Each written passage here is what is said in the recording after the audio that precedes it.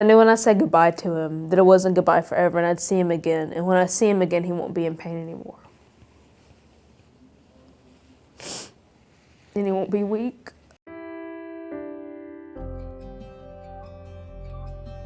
I was 6 years old when my mom passed away. My mom died when I was 17. She was sick. She had cancer the majority of my childhood. My dad was sick for as long as I can remember. When I was born, he was just recently diagnosed with multiple sclerosis. I went and talked to my mom. I sat down next to her bed and I told her, I was like, this is what the doctors have told us. They said there might be a solution, but we might have to, go across the country to this doctor's place to try it out.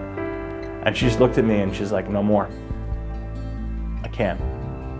My father, who was young and didn't smoke, came down with pancreatic cancer, and within less than 6 months he had passed away. My father died first. He had arteriosclerotic heart disease, so he had a massive heart attack. And then my mother, she died about 5 months later, and she just had like a sudden cardiac arrest. And I was on the phone with her when it happened, but I didn't know that she had died. We always had this thing in our family, when you love you more. I believe it was me to him with love ya, and then on my way out the door I heard love you more. And that was the last thing he ever said to me. And he was throwing up due to the chemotherapy. I was young and I walked past it and I recoiled and said gross and ran away.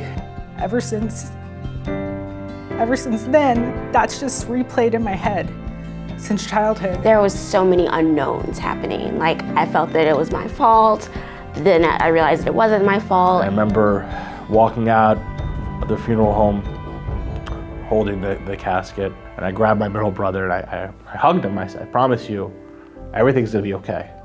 I'm gonna make sure of it. Everything's gonna be fine. And I hope I did the right thing. I'm hoping that I was able to do what at least half my mother was able to do for me. It was Mother's Day and everyone was like crocheting these things for their mom, and I was the only kid in class that didn't. And so then I just did it for my grandma, which sounds weird, yeah. So yeah, that's when I kind of understood that that everyone else kind of had this thing and I didn't.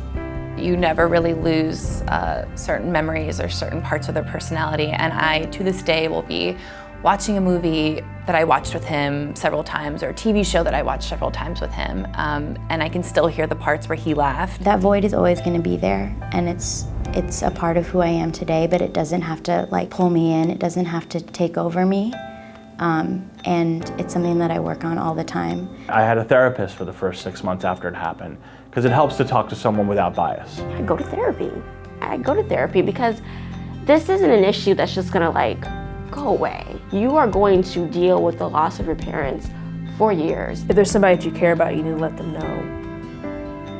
And don't waste time is the biggest thing you learn, because you could be taken today, tomorrow, and 50 years. And you don't know. I learned a lot in those 16 years, and I cherish those memories. I always tell my friends, cherish your parents. You never know when they're gonna go. Cherish the time you had with them and share that with people, because everyone's in it together and we all are going through the same thing. We are in a struggle together, and together we are stronger.